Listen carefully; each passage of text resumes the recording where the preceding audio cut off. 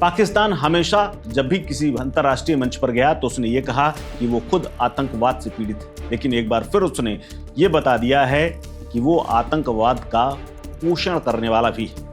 आपको बता दें कि पहलगाम आतंकी हमले के बाद भारतीय सेना ने ऑपरेशन सिंदूर चलाया और ऑपरेशन सिंदूर के जरिए पाकिस्तान के तमाम उन ठिकानों पर हमला किया जहां पर आतंकवाद की ट्रेनिंग होती थी।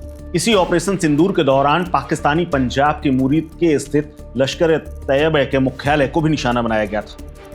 मरकज तैयबा को भी मिट्टी में मिला दिया गया था, जहां पर तमाम आतंकी मारे भी गए थे। लेकिन अब उसी आतंक के ठिकाने को पाकिस्तान फिर से एक बार खड़ा करना चाहता है। पाकिस्तान इसके पुनर्निर्माण की योजना बना रहा है और करोड़ों रुपए जो कि उसे विदेश से मिले हैं वो लगा करके इसे फिर से खड़ा करना चाहता है।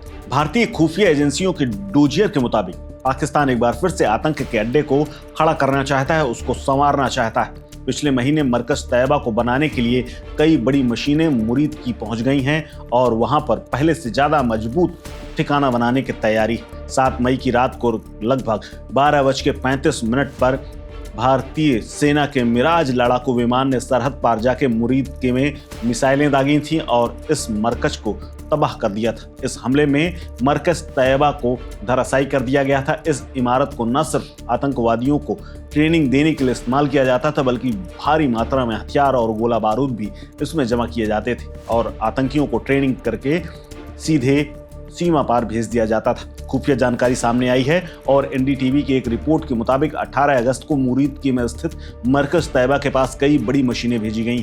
4 सितंबर को उल कुरा नामक पीले ब्लॉक में भी जो हिस्सा बचा हुआ था उसको गिरा दिया गया और इसके ठीक 3 दिन बाद लाल रंग की इमारत को ढा करके फिर से पुनर्निर्माण शुरू कर दिया गया है।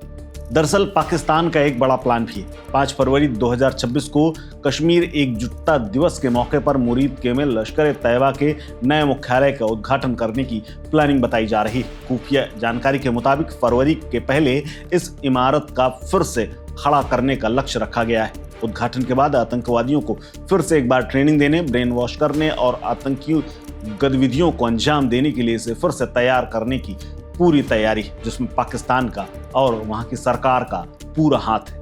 पाकिस्तान की हुकूमत मरकज तैयबा का निदेशक मौलाना अबू जार समेत उस्ताद उल मुजाहिद को मरकज के पुनर्निर्माण की जिम्मेदारी सौंप चुका है। इसके अलावा कमांडर यूनुस बुखारी के माध्यम से इस काम को कराया जा रहा है। इस रेनोवेशन में पाकिस्तान की सरकार की अहम भूमिका है और बड़ी मात्रा में रकम रिलीज की गई। पाकिस्तान की सरकार ने इसके लिए करोड़ों रुपए दिए हैं और अगस्त के महीने में ही पाकिस्तानी सरकार ने लश्कर तैयबा को 4 करोड़ रुपए की मदद देने की पेशकश की थी। वहीं हिडन तरीके से भी बड़ी राशि दी जा रही। वहीं मरकज को पूरी तरह से तैयार करने में लगभग 15 करोड़ रुपए की जरूरत है, जो कि पाकिस्तानी सरकार की मदद से हो रहा है।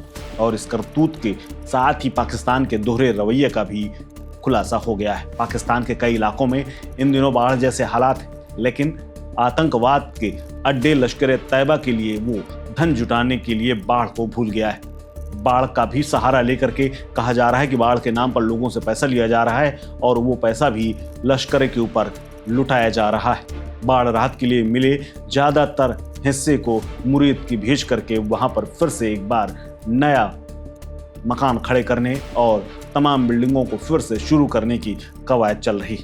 और ये पहली बार नहीं है कि इस तरह से पाकिस्तान ने आतंकवादियों की मदद की हो। इससे पहले जब भूकंप आया था तब भी आतंकवादियों के लिए ये फंड भेजा गया था, यानी पहले भी भूकंप के नाम पर लोगों से पैसा लिया गया और आतंकवाद के ठिकानों को मजबूत करने के लिए खर्च किया गया।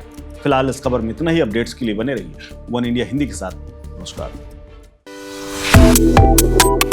Subscribe to One India and never miss an update. Download the One India app now.